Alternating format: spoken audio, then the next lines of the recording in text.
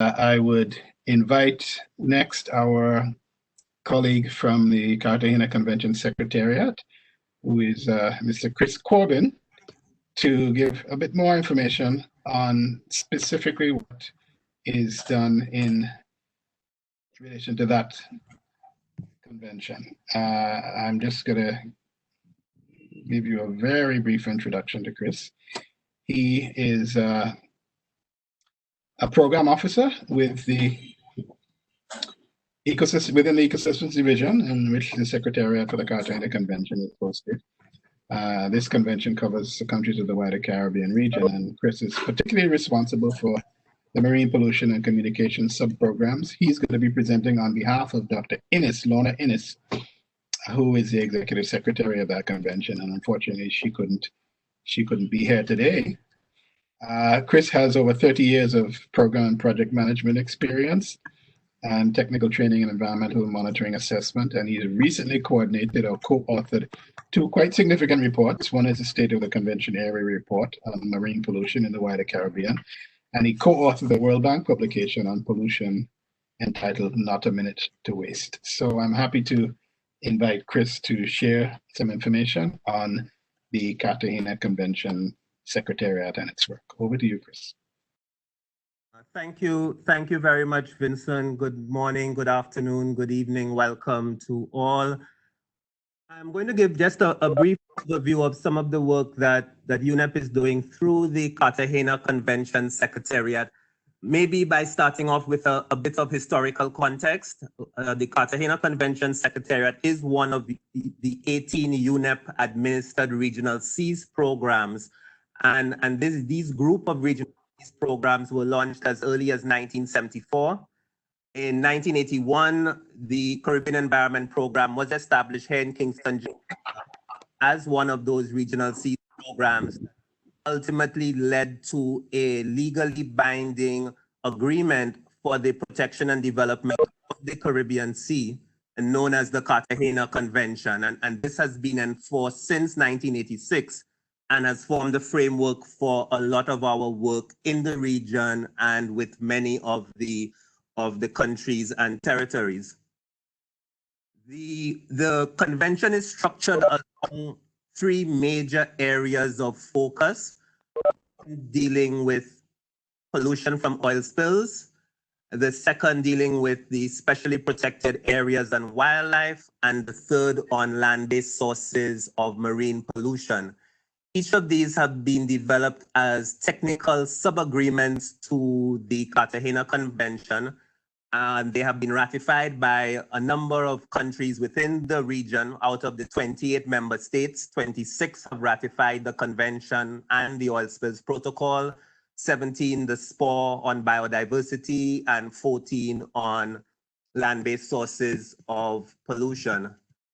In terms of regional activity centers, we also have some specialized centers which support the work of the protocols. A center hosted by the government of Curacao, RAC Rempatec, on oil spills, the SPORAC hosted by the government of France in Guadeloupe, and two regional activity centers supporting pollution, the Institute of Marine Affairs in Trinidad and Tobago, as well as the Center for Engineering and Environmental Management based in Cuba.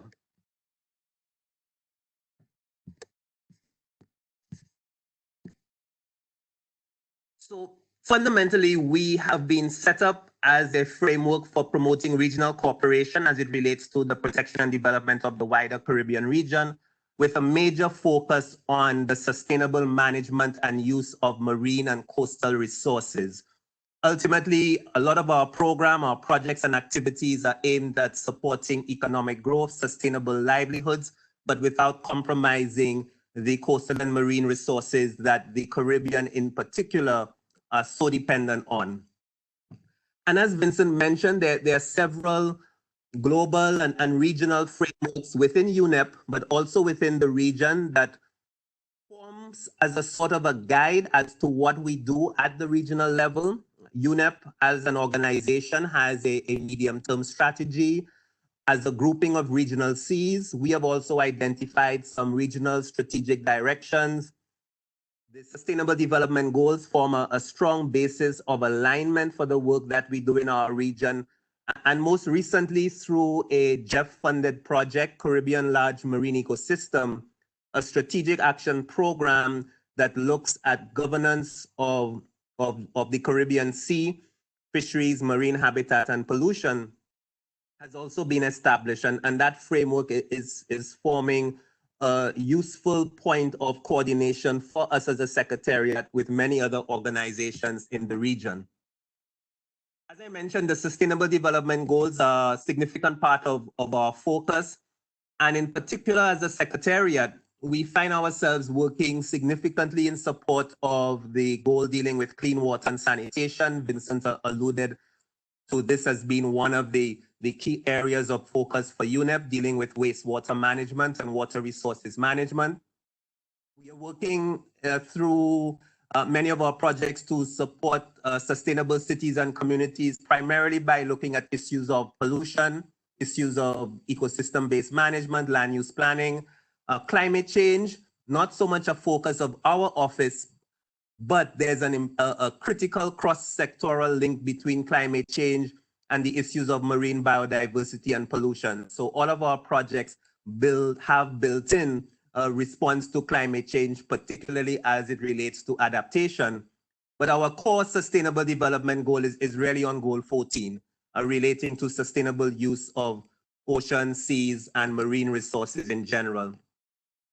The number of issues that we deal with are several, and as Vincent mentioned, I believe some of these we are going to in more detail as we go through these monthly webinars.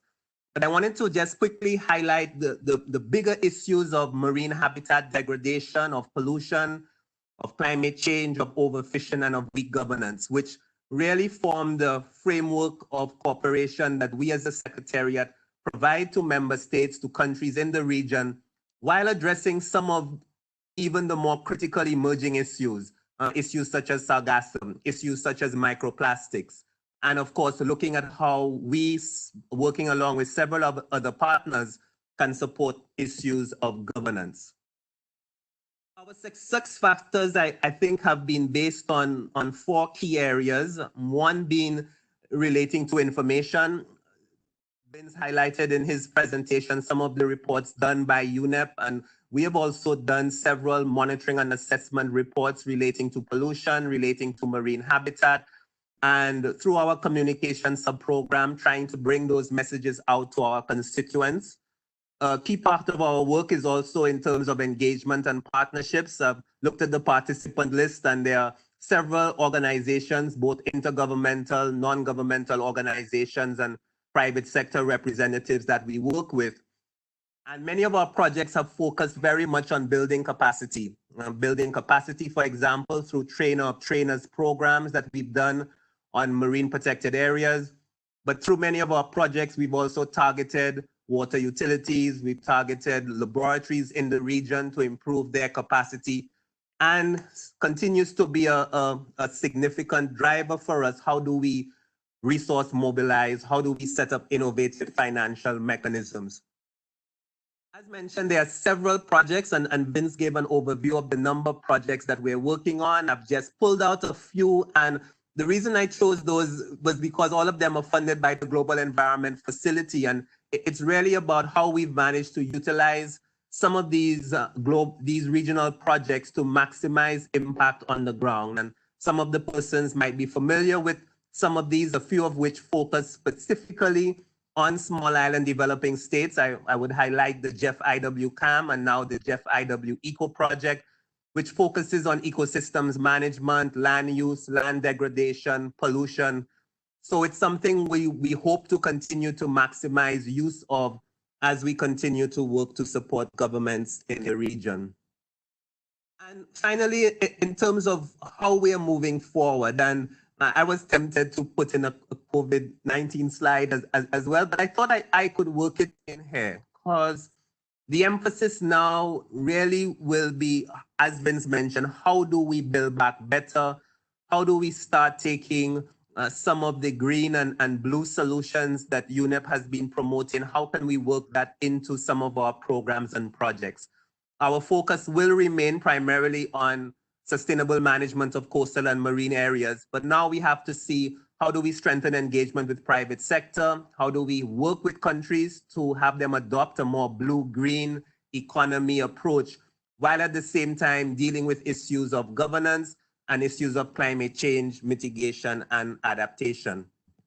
So I want to end by thanking you for joining us, opening available for questions afterwards. And we're also trying to strengthen our presence on social media. So we encourage all of you to follow us on these various social media mechanisms and tools and outlets. Thank you so much.